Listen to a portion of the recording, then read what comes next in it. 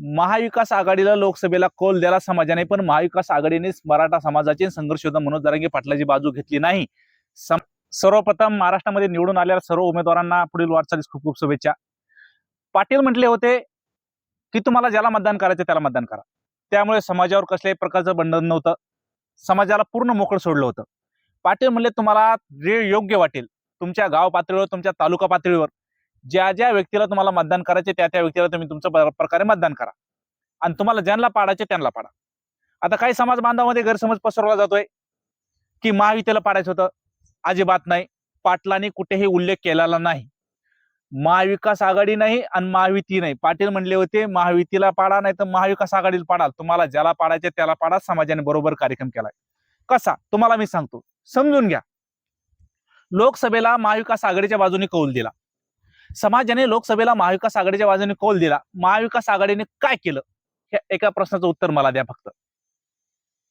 उत्तर नाही, पक्षाकडेही नाही आणि समाजाकडे पण नाही। महाविकास आघाडीला लोकसभेला कौल द्यायला समाजाने, पण महाविकास आघाडीने मराठा समाजाचे संघर्ष योद्धा मनोज जरांगे पाटलाची बाजू घेतली नाही। समाजाला वाटलं महाविकास आघाडीने आपली बाजू घेतली नाही ना, आपल्या आपल्या पद्धतीने आपल्याला ज्याला मतदान करायचं त्याला मतदान करू। समाजाने राईट कार्यक्रम केलाय। निदान महायुतीने आपल्या नोंदी तरी सापडल्यात।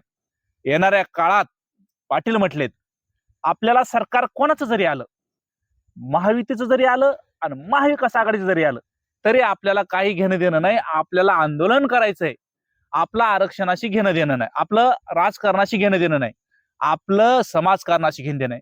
त्यामुळे पाटील विधानसभेला राजकारणापासून वंचित होते म्हणजे त्यांनी पूर्ण माघार घेतली होती। तुम्हाला तुमच्या पद्धतीने तुम्हाला काय करायचं ते करा, समाजाने केलंय। पाटलाने पूर्णपणे माघार घेतलेली होती, समाजावर सोपवलं होतं, समाजाने बरोबर कार्यक्रम केलाय।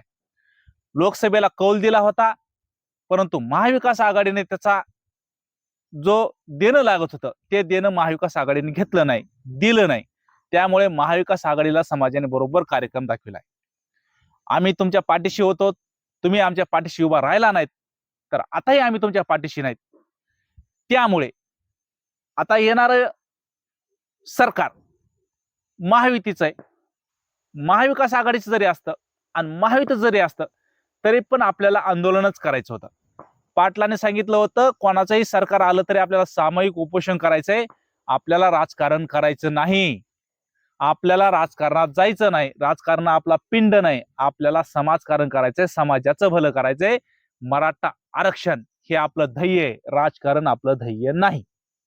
ही गोष्ट सर्वप्रथम सर्व समाज बांधवांनी लक्षात घेतली पाहिजे। राजकारण आपलं हे ध्येय नाही, राजकारण आपला पिंड नाही, राजकारणात आपल्याला जायचं नाही। पाटलाने आधी सांगितलं होतं राजकारणाशी आपलं काही घेणं देणं नाही, आपलं घेणं देणं फक्त मराठा आरक्षणाशी आहे आणि ते आपल्याला मिळवायचंय।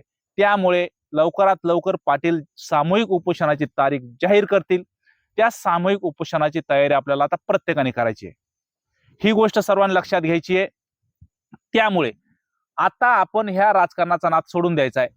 आपला नेता आपला पक्ष हा बाजूला, आता आपण आजपर्यंत प्रत्येक पक्षाचं प्रत्येक नेत्याचं काम केलं।